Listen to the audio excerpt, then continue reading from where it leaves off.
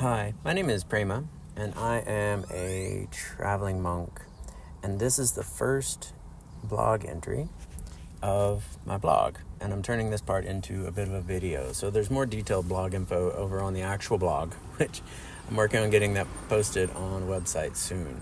So this is the first entry, and this is into a trip I was taking and a journey a few years ago. The date on this was around April 15th of 2022 when I started this journal. And so I was traveling, and the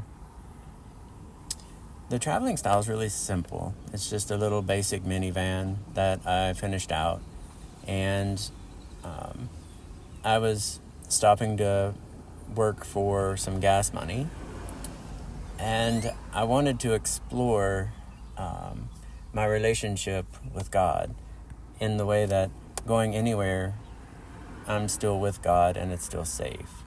At the time, I was spending time around a lot of friends who they would be really nervous, and they wouldn't go out and they wouldn't spend time in different places and things like that, just because they're really careful with who they spend time with and things, which is reasonable, But for some reason, in this moment, I just decided I needed an experience of feeling safe in places of different types of energy and association with different types of people, that kind of thing. So anyhow, I was stopping to get gas money, and I ended up picking up a job at a casino. And Krishna, Radha and Krishna, that's who I focus on, and connecting with the divine. In meditation, he didn't seem to think it was he humored me totally, and he was very patient. And he set up this opportunity to go do seva, and that means that doing service for God kind of thing. And there was a soul or a person there that he wanted me to talk to and spend some time with. And so how that worked out was, when I picked up this job, it was at a casino. And I was on a cleaning crew, cleaning hotel rooms. And it was with the person that was on the cleaning crew with me. They were really nice. But they were worried that they had done some stuff, that they had lost God's love. And it was really interesting. And I felt so deeply pulled inside to tell them, that you'll always have God's love, Even if your actions have been harsh and questionable, or you've ended up in some really bad spots, you'll have karma and things that you have to figure out and work through, but you'll always have God's love, And it's amazing. When you're on a path, and you spend time in devotion, you spend time doing the things you think, please God, and you can feel it, and you build that relationship, you really forget the gift of God's love always being available to us, no matter what we do and where we are.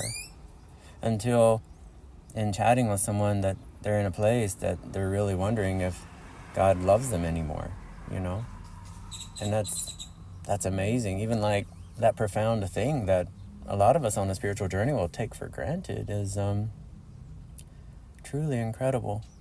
Yeah, really incredible. It was a really profound moment. And being in that environment, there was a window of time open up where the rougher energy of the materialness of a casino, it didn't really bother me at all, And this window of opportunity opened, an experience.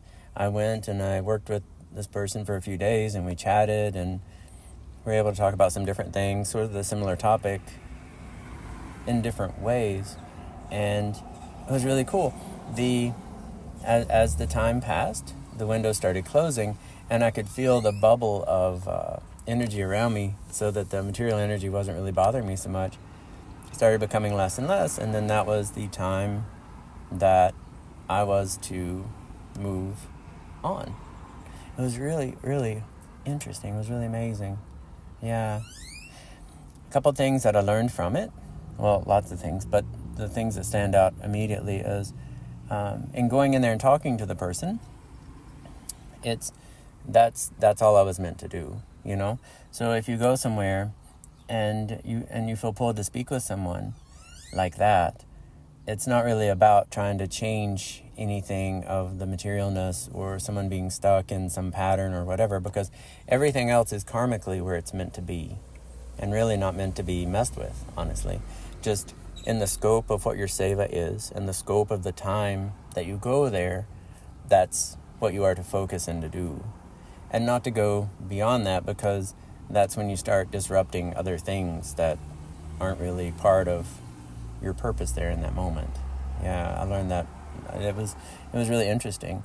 And had I stayed longer, the flow and that window of opportunity would have closed, and I would have felt the harshness, and it would have changed, and the experience would have changed.